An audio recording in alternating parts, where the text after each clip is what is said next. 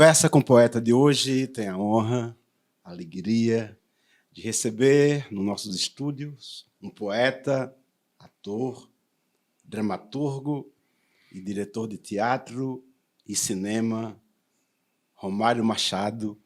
Muitíssimo bem-vindo ao Conversa com o Poeta. É uma honra, uma alegria te receber aqui. Eu é que agradeço o seu convite e fico muito honrado em participar e dar essa entrevista. Estávamos conversando há alguns dias lá no teatro e você me falava sobre as portas que se fecharam para você nessa sua jornada de ator, diretor de teatro e cinema. A que você atribui a esses fechamentos tantos de portas? Eu atribuo ao problema físico, que é uma realidade. Eu tive pólio quando criança, aos 10 meses de idade, e até 4, 5 anos, eu dizia à minha mãe que eu queria ser artista, só que a gente era muito pobre, nem rádio tinha, e eu nunca tinha escutado essa palavra, mas eu dizia à minha mãe que eu queria ser artista. Aos 7 anos eu comecei a andar de muleta e minha mãe lutou muito contra a sociedade para me botar para estudar, porque antigamente as escolas não recebiam pessoas deficientes. Nós éramos considerados inválidos. Então, minha mãe me botou na escola com muita dificuldade, sofrendo muito preconceito, e eu estudei. Aí, quando eu passei para o antigo ginásio, eu formei um grupo de teatro na escola, com 13 anos, porque eu tinha curiosidade, eu lia livros, ia para a Biblioteca Central, lá em Salvador, e lia livros de teatro. Aí eu chamei um grupo lá, eu pensei a respeito, e formamos um grupo de teatro e começamos a ensaiar. O diretor da escola, vendo o nosso interesse, já era final de ano, ele disse: para o ano eu vou botar um professor de teatro para vocês. E ele contratou Raimundo Melo, que tinha vindo da Universidade Federal, e ele passou a ser meu professor. E eu queria ser assistente, porque eu morria de vergonha da minha forma de andar. Aí um dia ele me disse assim: olhe, quando você subir no palco, o público vai ver o seu talento e não as suas pernas. Eu comecei te fazendo essa pergunta tão desafiadora, mas para inserir aos nossos telespectadores nessa sua transição de pernas para asas, porque com todos esses desafios, né, tão grandes desde criança, chegou um momento da sua vida que você percebeu que você era além das pernas, né? Tinha criado asas.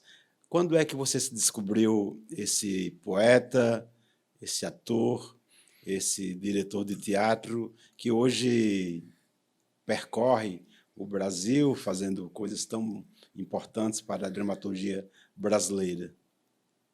Olha, Ivan, eu descobri quase que inconscientemente, como eu lhe falei, aos 4 anos eu colocava meus irmãos num canto da sala, ficava fazendo palhaçada e dizia que era televisão, que nós não tínhamos.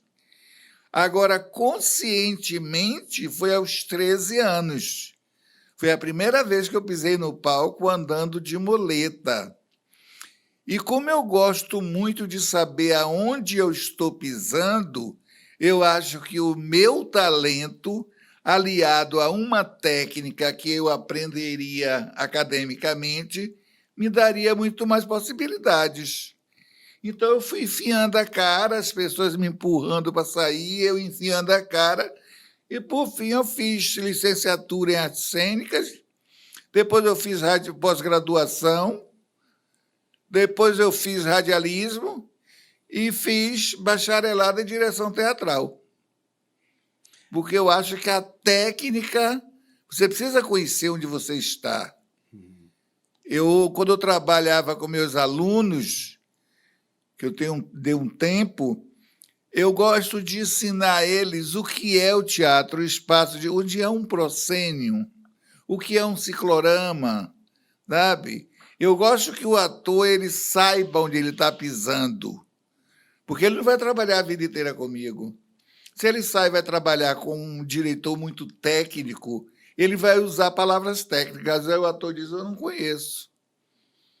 Então, o meu método de trabalhar foi surgindo daí, mas sempre pulando obstáculos, empurrando portas. Nenhuma porta se abriu, eu arrombei todas. Bravo.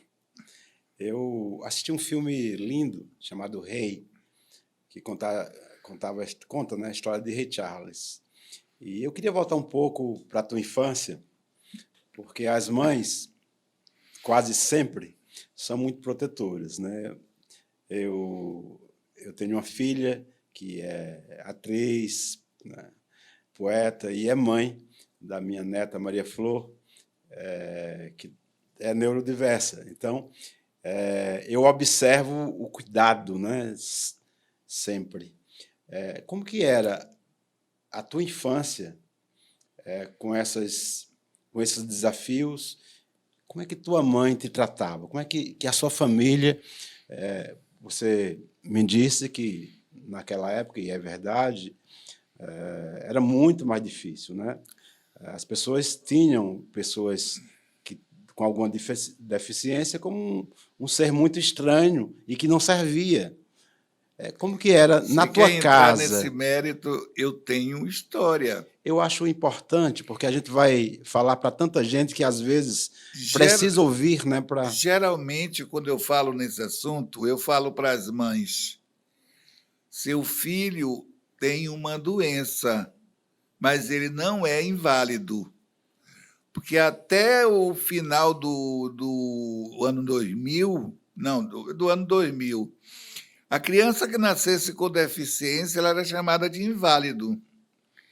Minha mãe mesmo ouviu. Quando eu tive a polio, o médico chegou para ela e disse, seu filho ficou inválido. O médico. O médico. Imagina. Ela que me contava. Então, quando eu comecei a meu poder de cognição trabalhar, eu comecei a questionar. Inválido é aquilo que não serve para nada. E eu sirvo. Segundo Descartes, eu penso, logo existo. Então, se eu penso, eu existo. Se eu existo, eu tenho que aproveitar esse espaço que está aí. Vai ter barreiras? Vou encontrar, mas eu estou preparado para isso. Porque o problema do deficiente não é meu, é seu que me vê como deficiente. É a sociedade que me coloca como deficiente. Ainda me dá uma carteirinha. Você entendeu? Eu sou profissional como deficiente. E esse olhar é que fecha as portas, né? Esse olhar do preconceito, esse olhar que o outro não serve. Então, voltando à sua pergunta, eu tive uma mãe que só teve o 4º ano primário, mas eu agradeço todos os dias as brigas que ela tinha com meu pai para me botar na escola.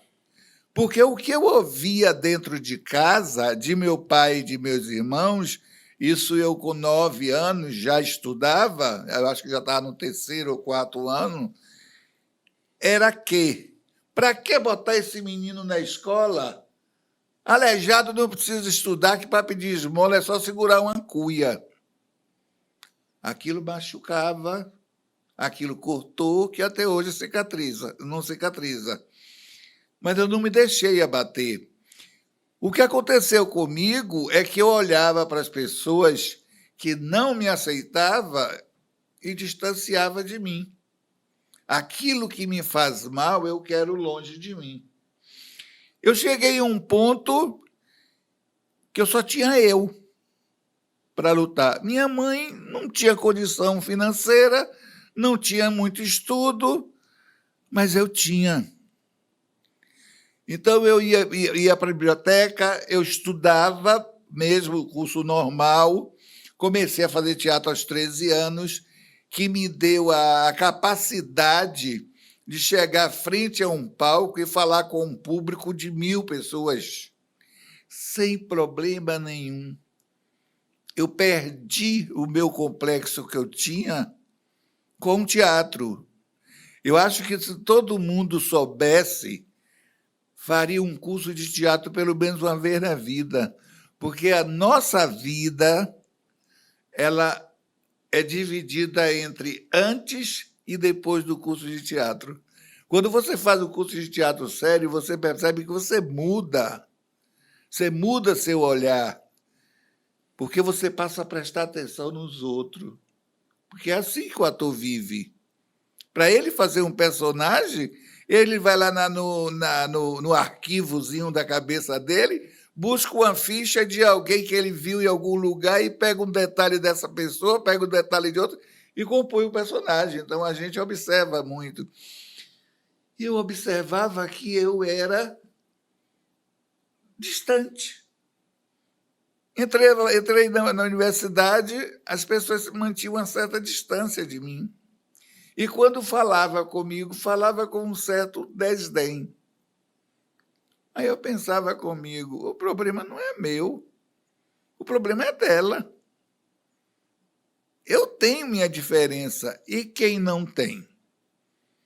Quem é igual a todo mundo? Todos nós somos diferentes, graças a Deus. Todos né? nós somos Isso diferentes. que faz com que cada um cresça, né, com o outro. Eu falei da minha filha, porque, e agora você falando da sua mãe, tantas outras mães, né, que como leoas, né, protegem os filhos de uma forma tão valente.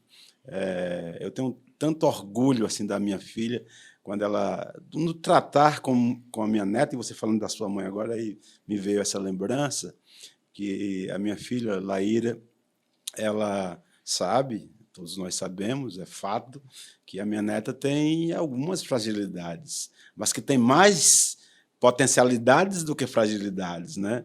E a minha filha é nessa luz, né, que ela investe, né? E aí, você falando da sua mãe, eu me emocionei aqui, porque são milhares de pessoas que vão nos assistir, e o Brasil atravessa um período muito difícil da sua existência, com tanta violência, mas as pessoas, elas, quando falam de violência, falam dos assaltos, né, dos assassinatos, né, enfim, mas é preciso que saibamos que, às vezes, a gente mata uma pessoa pela intolerância, pelo preconceito. Né? Eu quero... Eu queria falar só uma por coisinha. favor. Você falou do seu orgulho com sua filha, e o meu orgulho com a minha mãe. Eu tenho um orgulho enorme da mãe que eu tive. Eu estudava em Itacarânia, não sei se você conhece. Não. Piripiri, Paripe. Sim, conheço, mas não... A zona suburbana. Sim. Eu morava lá, estudava lá, mas a escola todo ano tinha um problema e a gente não aprendia nada. Minha mãe conseguiu com uma pessoa que frequentava a Escola Jesus Cristo, que era de Edivaldo Franco. E aí ela disse, Dona Bina, Romário gosta tanto de estudar, eu vou conseguir uma vaga para ele, porque é difícil conseguir. Mas como eu pertenço lá à direção, eu vou ver se consigo. E ela conseguiu. Eu morava em Itacaré, o único meio de transporte que tinha o trem. Minha mãe, na primeira semana, me levou. Na segunda semana em diante, ela me levava até a estação. E eu me lembro um dia que uma senhora chegou para ela e disse, Dona Bina, a senhora é mãe desumana, como é que pega o menino doente e bota para pegar trem sozinho para ir para a calçada? Se eu me emocionar, não estranhe, não, porque foi o que eu alavanquei, sabe? Foi essa frase de minha mãe que fez eu chegar até aqui. Meu filho não é doente, ele teve uma doença quando era pequeno. E eu quero meu filho estudando, trabalhando, para quando eu morrer, ele não ficar pedindo esmola nem na casa de irmãos, sofrendo os maltratos. Aquilo foi um estalo de não, Gatilho, né? um gatilho que disparou. Eu vou lutar, eu tenho pelo menos o apoio moral de minha mãe. E ela morreu e me viu indo para São Paulo, procurando trabalho artístico, sabe? Eu sou o único filho que tem 2 cursos de graduação, um curso de pós-graduação, sabe? Eu sou o único filho que levou minha mãe 3 vezes para São Paulo. Então, eu tenho muito orgulho da mulher que me criou. E eu tenho muito orgulho de você e todos aqui que estão te assistindo. Tenha certeza, Romário, que é uma tarde muito feliz para todos nós. Obrigado. Te ouvir, porque eu vou mexer agora numa ferida aberta na arte, que eu acho que também é necessária. Nós, artistas, poetas, músicos, atores, artistas plásticos, enfim, bailarinos, nós somos vistos como seres muito sensíveis. E somos. E somos. Mas uma coisa também é fato. Não somos Muitas tratados como portas também foram fechadas para você dentro desse celeiro artístico. Porque eu imagino que, porque eu já o conheço e já o reconheço como um grande ator, como um grande diretor, porque eu vi você dando aula aos meus alunos, eu vi você dirigindo 2 cenas, e pelo seu vasto currículo, não só pelo currículo, porque currículo é uma coisa que as pessoas escrevem, enfim, mas pelo que eu vi. Mesmo assim, algumas portas foram fechadas para você dentro da arte. Foram. Eu acho que é tão importante nós abordarmos isso, Romário, porque essa sensibilidade que nos é atribuída, ela existe sim, é um fato, mas também tem uma arrogância nossa que tem que ser trabalhada a cada dia, né? Porque a gente trabalha com ego, né? E às vezes a gente vai crescendo, crescendo e vai esquecendo do outro e ver o outro como menor que a gente. Eu queria que você falasse um pouco, não precisa nem citar nomes das pessoas para não promovê-las, mas essas portas que se fecharam para você dentro da arte, como é que aconteceram? Olha, aconteceram de diversas formas. Colegas de escola, um exemplo, quando Cacá Diegues veio para a Bahia fazer Tieta do Agreste, o filme, não confundir a novela que foi com Bete, o filme foi com Sônia Braga, eu fui fazer audição. Você está mexendo com... Mas é importante que se mexa. Porque não, mas eu seguro a onda. É importante porque a gente tem que desconstruir, sabe? Aí, porque é a nossa humanidade. Eu estou lá na fila, pessoas ligadas a teatros que já me conhecia. Mário, você vai fazer esse teste para quê? Você sabe que você não vai passar? Aí eu fazia assim, você sabe que eu não vou passar? Por que você não me dá o número da loteria? Da loteria. Como é que você sabe que eu não vou passar? Você não está vendo? Você não tem espelho em casa? Eu dizia, tá, deixa eu receber meu não, que aí eu saio daqui com meu não. Porque o sim a vida já me dá. O não a vida já me dá. Então, eu vou atrás do sim. Aí eu fui e fiz o teste. E não é que eu passei? Não é que você passou, não. Você tinha que passar. E a pessoa não passou. Aí eu fiz o secretário do prefeito da cidade que se enforca.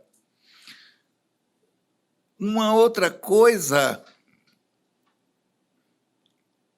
foi um teste que eu fiz para um filme, servi de link para eu participar de um filme com Otton Bastos, que eram só 13 homens, escrito por Tuna, não vou lembrar o sobrenome, ele já faleceu.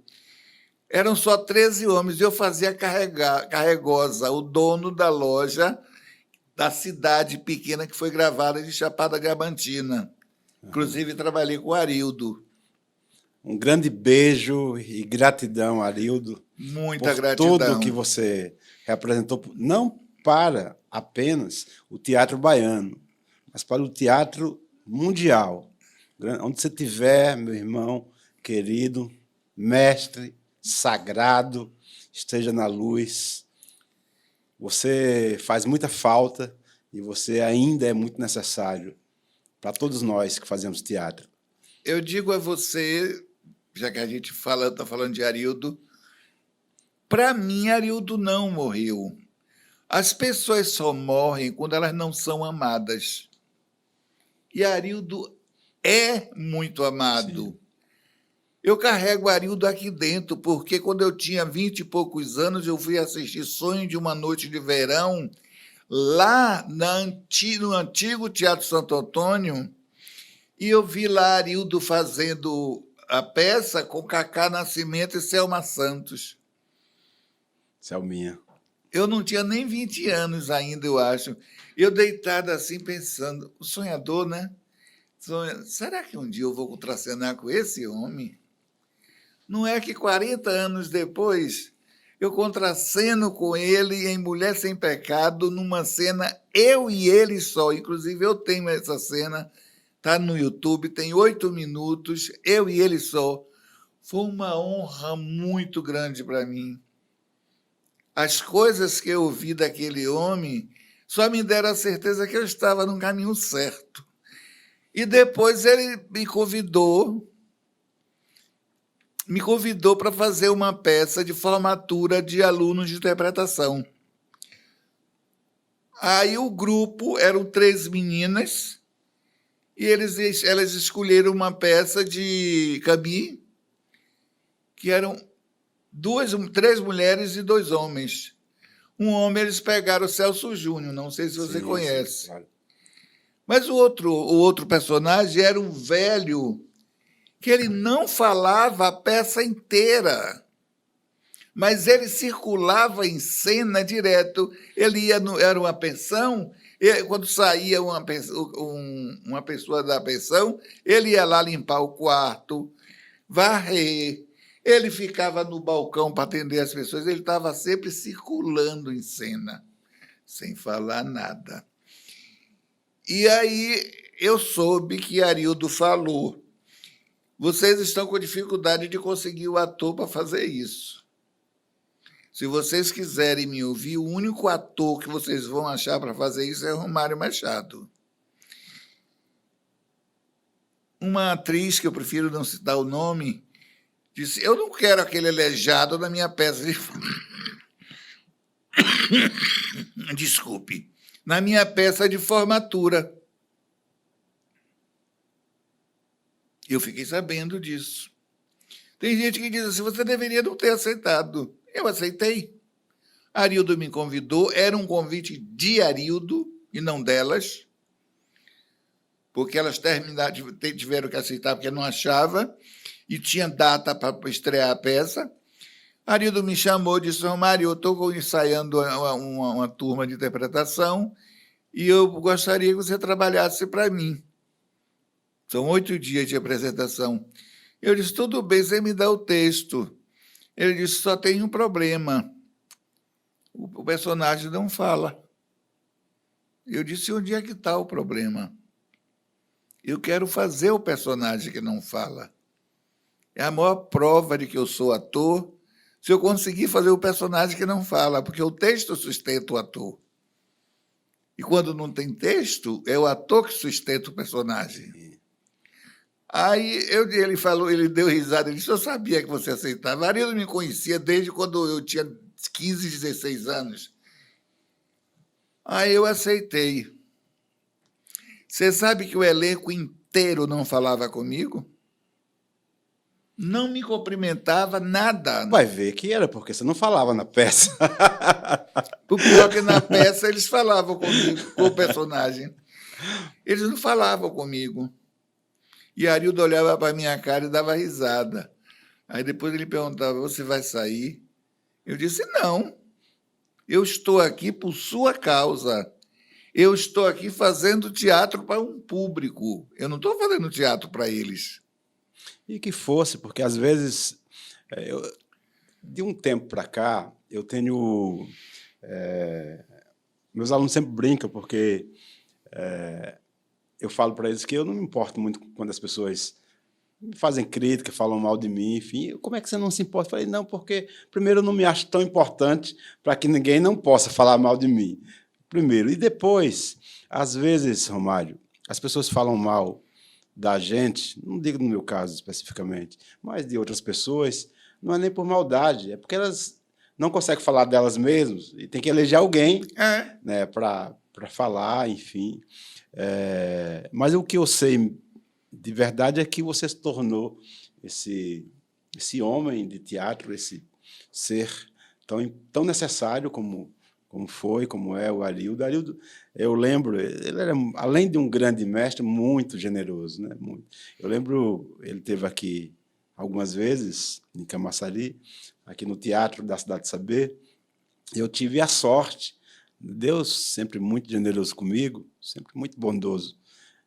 Eu estive secretário da Cultura aqui de Camaçari, que, para mim, além de uma honra, foi um grande presente, né? E nós criamos o Teatro da Cidade de Saber. E eu lembro que, quando o Arildo ele veio fazer um espetáculo, quando ele entrou no teatro, que ele não conhecia ainda, que ele viu o teatro, ele falou assim, poeta, vocês têm consciência do que vocês criaram aqui, não para a cidade, mas para o mundo? E eu fiquei tão feliz, porque era o olhar de um grande mestre sobre, sobre uma ação que a gente conseguiu fazer na época, que até hoje é considerado o segundo mais importante teatro, né, da Bahia.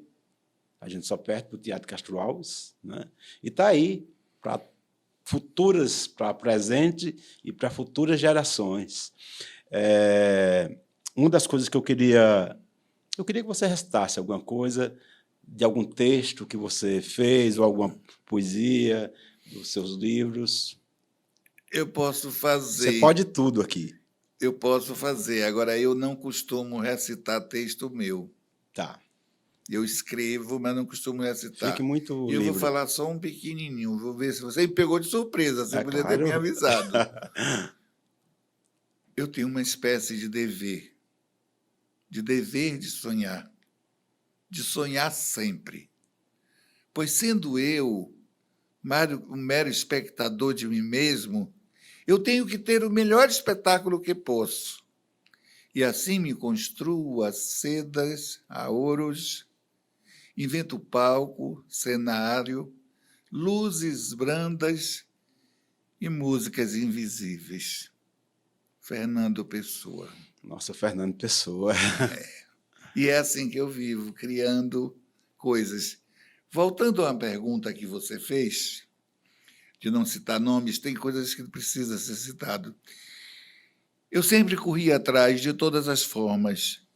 Eu fiz a assinatura de uma revista somente para eu acompanhar quem ia escrever a próxima novela depois daquela que entrou, quer dizer, o prazo de mais ou menos um ano.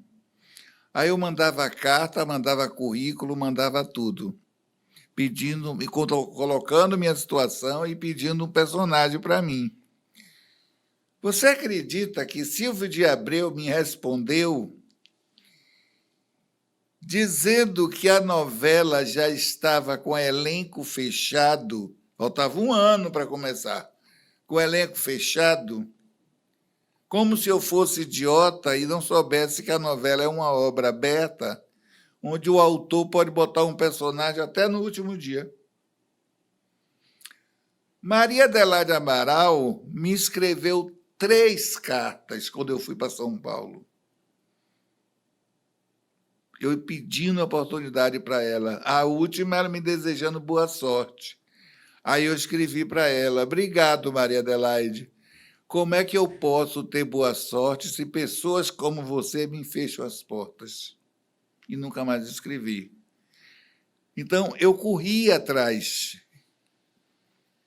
Eu tive na superintendência da Rede Globo São Paulo, na época de Marluce Dias. Porque eu escrevi para Marluce Dias e disse: Dona Marluce, na primeira eu botei na casa, no envelope assim, secretária, por favor, não deixe que essa carta pare em você. Faça com que chegue a Dona Marluce.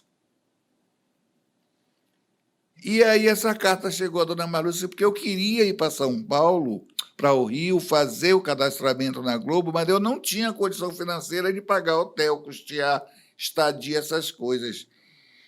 E aí um dia eu estou na faculdade, o telefone toca, eu já tinha celular, porque, modéstia à parte, eu fui modelo exclusivo da Telebahia, então eu já tinha celular.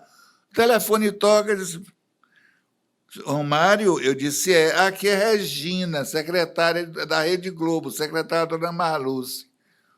Eu disse, sim, eu sou a Xuxa. Você achou que era um trote? Mas a gente na escola passava trote um para o outro. Uhum. Aí ela fez assim: você não está acreditando, né? Você não mandou um bilhete para mim no envelope para deixar essa carta chegar à Dona Marluce? O corpo gelou. Uhum. Eu estava ali no jardim da escola. O corpo gelou. Eu estou ligando para você para saber quando é que você pode vir fazer seu teste, fazer seu cadastramento. Eu disse: a hora que vocês marcarem. E como é que você vem financeiramente? Eu disse: não, eu consigo ir até São Paulo, de São Paulo eu vou de ônibus. E assim eu fiz. Cheguei lá, viajei a noite toda, viajei de avião para São Paulo, para casa de minha tia, que eu tinha onde fica em São Paulo. À noite viajei de ônibus, cheguei lá bêbado de sono, quase cochilando. Quando eu estou lá esperando, falei com o rapaz lá, me chega Malu Fontinelli. É você que fez eu sair de casa para vir cadastrar? Porque o cadastramento é terça-feira e não quinta. Hoje é quinta, hoje eu não trabalho. E Dona Marluce ligou para mim e disse que eu viesse aqui para cadastrar você. Quem é você? Você é filho de quem importante lá na Bahia? Aí eu dei risada, ela disse: eu sou ela muito simpática, né? Eu sou Malu Fontinelli, eu que vou lhe cadastrar. Você vai passar o dia inteiro comigo. Eu vou lhe xingar o dia inteiro quando eu trabalhar num dia que eu não trabalho. Romário, nós falamos aí de muitas pessoas que fecharam portas. Eu queria muito que você falasse, você começou a falar, de pessoas que abriram portas para você.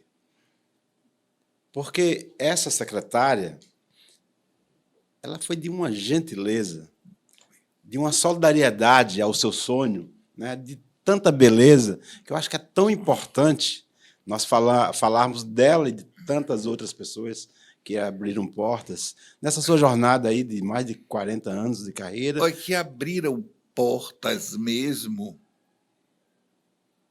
Eu, infelizmente, não me lembro de ninguém. Essa secretária não foi uma pessoa que abriu porta? Porque... Mas sabe por que, Romário, eu estou falando isso? Porque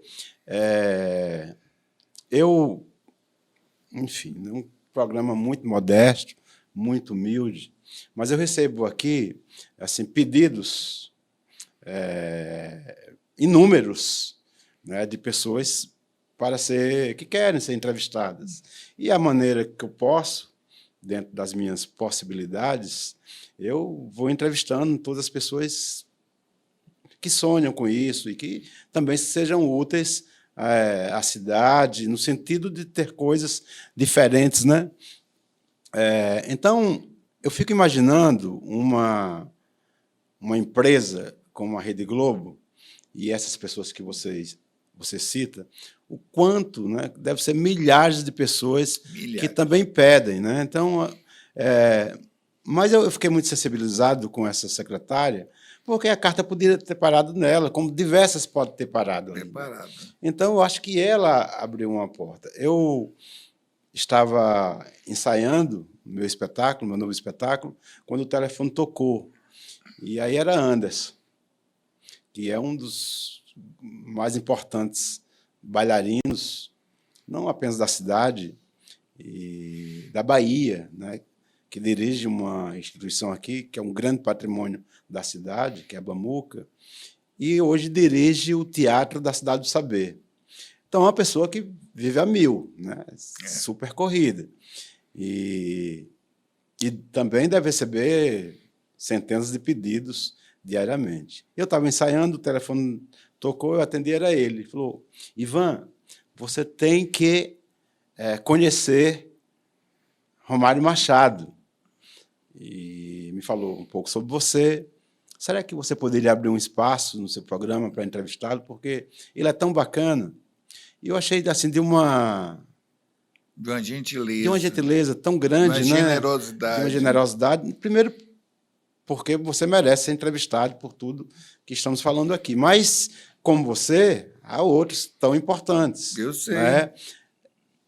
Eu estou falando de Anderson, primeiro pelo Anderson, né? Por essa ação dele, mas também porque eu acho que deve ter tido, poucas, obviamente, mas algumas pessoas, a sua mãe... Minha mãe foi que me abriu porta. Que abriu inúmeros, não só para você nascer, para o nascimento, mas para você viver. Né?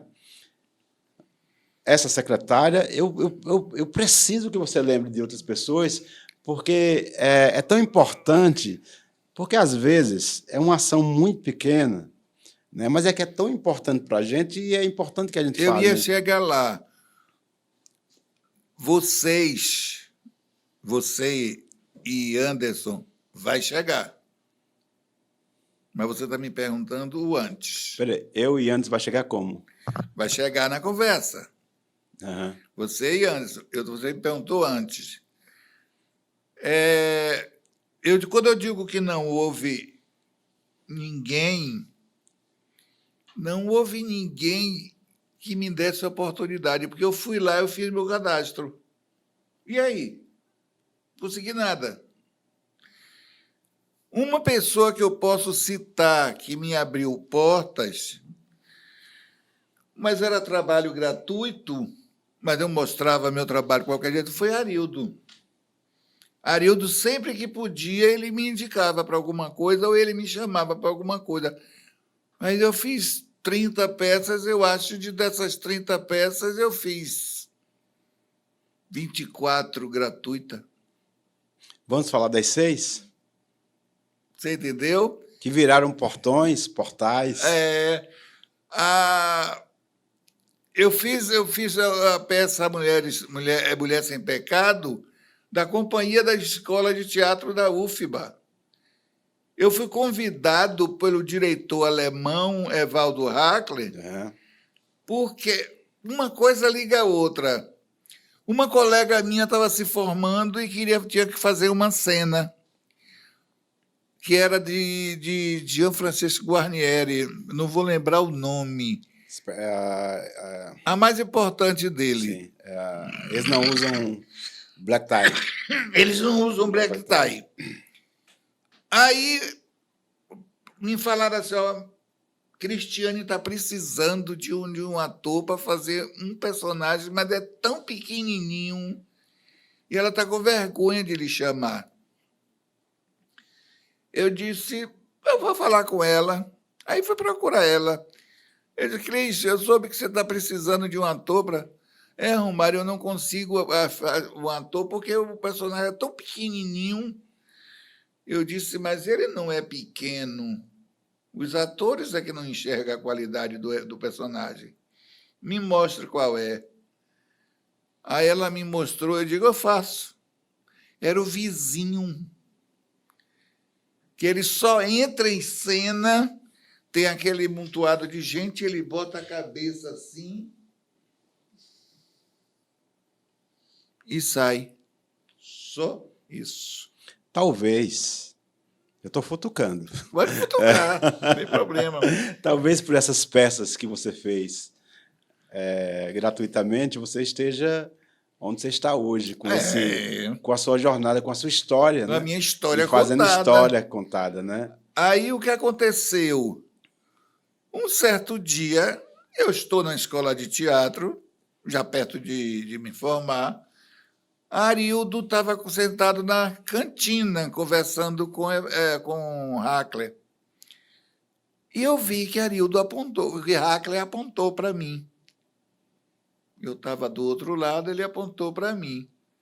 Eu fiquei curioso, né? Ninguém é santo. Eu fiquei curioso. Aí fiquei na minha, uma vontade de perguntar a Arildo, mas era muita indiscrição.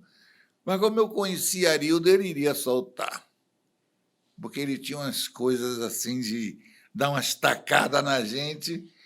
E aí passaram-se 2 dias, ele bateu no meu ombro. Oi, colega.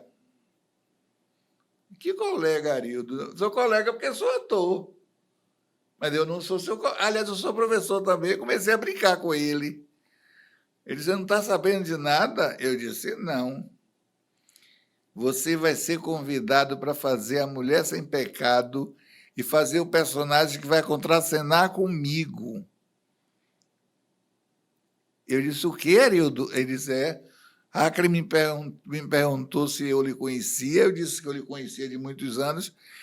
E ele me disse que viu uma cena sua na sala 5, de fração de segundo, que ele percebeu a qualidade do ator que estava. Agora me diga, se aquela diretora não tivesse te chamado para fazer esse papel tão pequeno, sem fala, sem ganhar, você teria chegado nesse outro grande espetáculo? Não. Eu estou te... Você está querendo me mostrar que as portas abriram.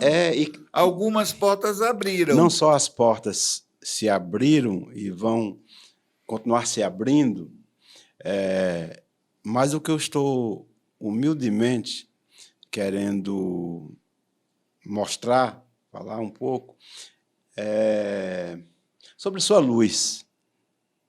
Nós começamos a falar sobre isso não aqui na TV, nos bastidores, no teatro, mas eu queria, porque talvez isso que a gente vai falar aqui sirva para tantas pessoas, então acho que talvez seja importante falar.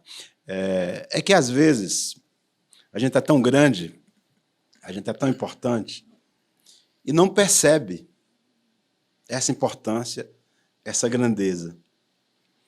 Talvez até por ser grande e achar que merece muito mais, a gente não consegue enxergar o tão grande, o quanto somos tão grande já no momento, né?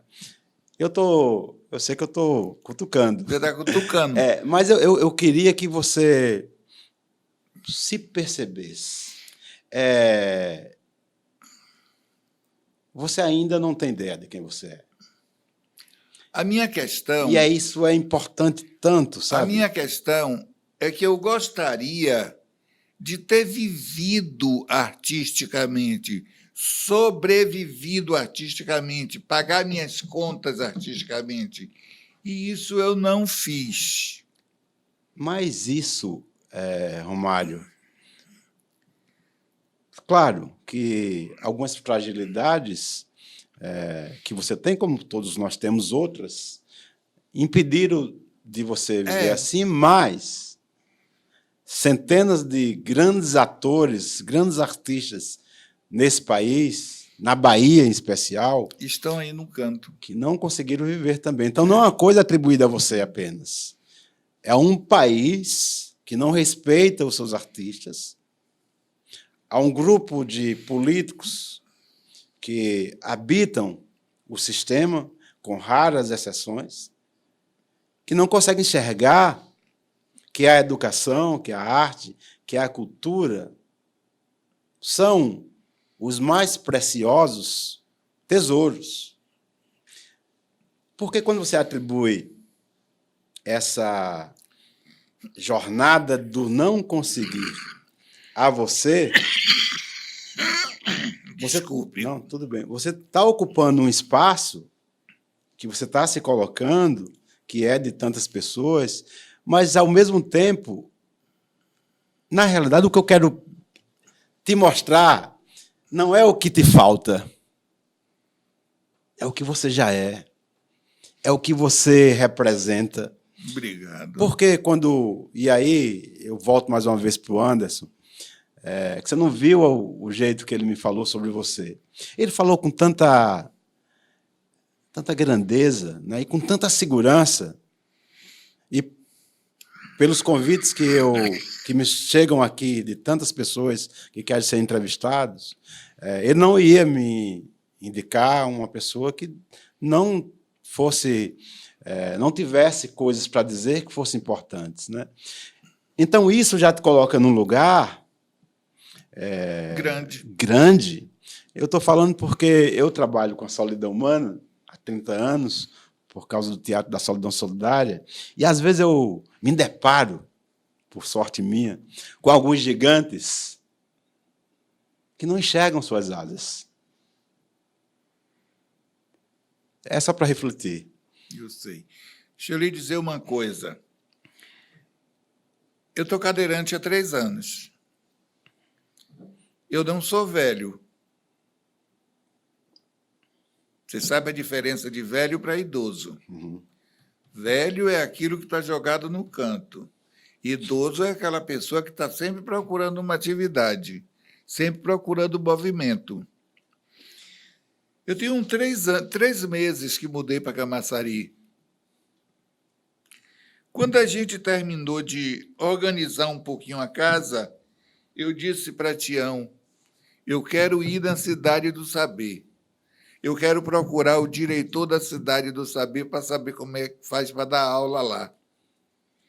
Então, eu me desloco e vou à luta. Aí chega vocês. Quando eu encontro o Anderson me vem com aquela luz, parecendo aquele esplendor que os destaques de escola de samba usa atrás dele, aquele brilho. E esse homem me abraçou, me acolheu. Isso foi que me faltou e que eu tive agora. Me acolheu de um jeito, para começar, ele nem me conhecia e me chamou de grande mestre. Eu olhei para ele e disse, você está me chamando de grande mestre porque você me conhece ou é um costume seu? Ele disse, é um costume meu. Eu disse, eu lhe agradeço. Eu não sou grande, mas eu sou mestre, eu sou professor. E nós começamos a conversar. Daí, minha vida, que era restrita a ficar em cima de uma cama, ou então, de vez em quando, levantar e ficar um pouco no computador escrevendo, passou a ter uma agenda, passou a ter movimento. Eu agora tenho compromissos, quando meus compromissos eram só para médico. E eu devo isso a quem? Eu devo isso a Anderson e devo a você. Esse espaço aqui que eu dou agora é um acolhimento, bicho. É um acolhimento que eu nunca tive. Eu estou aqui ocupando o espaço de muita gente que gostaria de estar aqui, reconhecendo o meu valor como artista. Não é meu valor como pessoa, é como artista. Eu estou aqui como artista, pela minha sensibilidade artística. Aí eu encontro o Anderson, encontro você. O que é que eu posso mais dizer? Eu me encontrei. Eu estava perdido na arte e eu encontro 2 pessoas que me abraçam, me acolhem. Isso é que eu não tive, esse acolhimento. Não, você não vai me fazer chorar, eu não vou. Agora deixa eu falar uma coisa para você. A gente vai fazer um acordo aqui agora. Tá. Ok? A partir de hoje, já que esse acolhimento nosso foi tão importante para você, está sendo. Muito. A gente vai pensar mais nesse acolhimento do que nas portas que se fecharam ao longo da sua vida. Primeiro, porque quando você fala, eu não sou tão grande, fico muito feliz de, mesmo com as minhas poucas possibilidades, ter contribuído com a sua vida. Mas você pode ter certeza que Camaçari é uma cidade de muita generosidade, de pessoas incríveis. Você vai encontrar aqui, tenha absoluta certeza, pessoas que vão mais abrir portas do que aquelas que talvez, espero que você não encontre, para se fechar portas. Mas isso é porque nós estamos, a partir desse acordo, mudando essa vibração, mudando essa rota. A gente vai começar agora, você, a mudar de estrada. Primeiro se percebendo, depois tendo consciência de que existem vários caminhos. Mas você vai perceber, porque os nossos ancestrais, os nossos anjos de luz, eles são tão bondosos, eles estão aí a nos proteger, a nos mostrar caminhos novos, e a partir de hoje, desse nosso acordo, esses nossos ancestrais que estão nos ouvindo, né, nosso menino Deus, né, que está nos ouvindo, ele vai fazer com que seus olhos percebam os dois caminhos. Aqueles que têm mais espinhos, né, que tem uma mata fechada lá adiante, e aquele que está já aparado, possível de passar. Você sabe como Mas Anderson isso tudo me chama, sabe chama? o quê? De merecimento. Obrigado. Você sabe como Anderson me chama? Bebezão. Eu ia falar isso, mas você é um menino. Eu fico sem palavras de ver o carinho que ele tem comigo, uma pessoa que não tem nem um mês que eu conheci. Mas sabe por quê também? Porque, além dessa luz que o Anderson tem ele é outro meninão. Ele é um menino, é sempre um menino, está sempre aberto, né, a ajudar as pessoas. Né? E tanto ele como você merece toda a felicidade do mundo. Fechando a sua pergunta que você fez lá na frente, eu digo a você com certeza, agora eu não posso reclamar que eu nunca fui acolhido. Não posso mais. Porque eu encontrei Anderson e encontrei você. Um beijo no seu coração. A gente vai começar.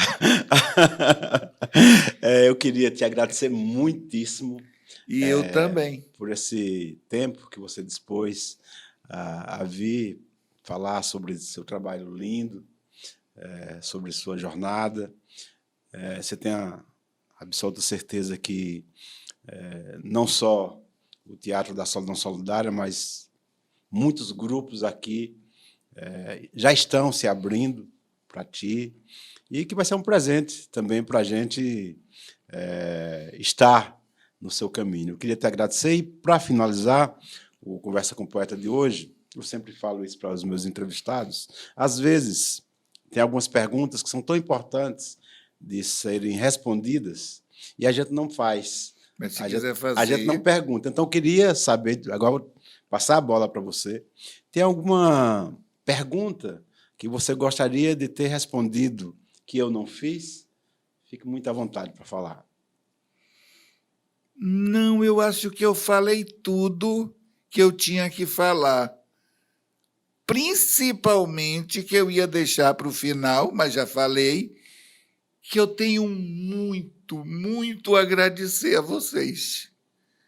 Porque vocês me acolheram como artista. Porque ser humano todo mundo é. Mas artista, nem todo mundo é. E quando o Anderson me viu, parece que teve um link, uma conexão que bateu assim, que ele viu o artista, que eu sempre fui. Ainda tem gente que diz a mim, você era artista? Não, eu sou artista. O médico, quando se aposenta, ele não deixa de ser médico. Ele continua sendo médico. E o artista, ele é artista até morrer. É a única profissão que não se aposenta. Então, não teve pergunta nenhuma que eu gostaria que você fizesse, que você não fez.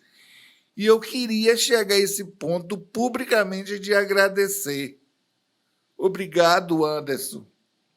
Obrigado, Ivanildo. Obrigado, Camaçari, por esse acolhimento. Um beijo no seu coração.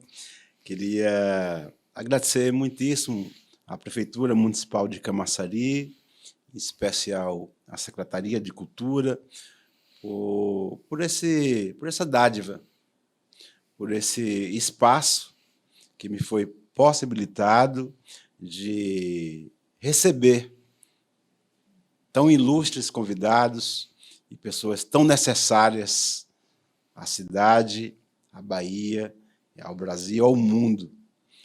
E o Romário Machado é uma delas. Então, eu queria muitíssimo agradecer à Prefeitura Municipal de Cultura, à Prefeitura Municipal de Camaçari, em especial à Secretaria da Cultura, estender esse agradecimento à nossa produção aqui, Alex, sempre muito gentil, muito competente, e nosso diretor do programa, Almir querido, um dos mais talentosos e jovens, né, trabalhadores do audiovisual da Bahia, que eu tenho muito orgulho e muita gratidão de pertencer a essa equipe. Muito obrigado. Um beijo. Conversa com o Poeta volta na próxima semana.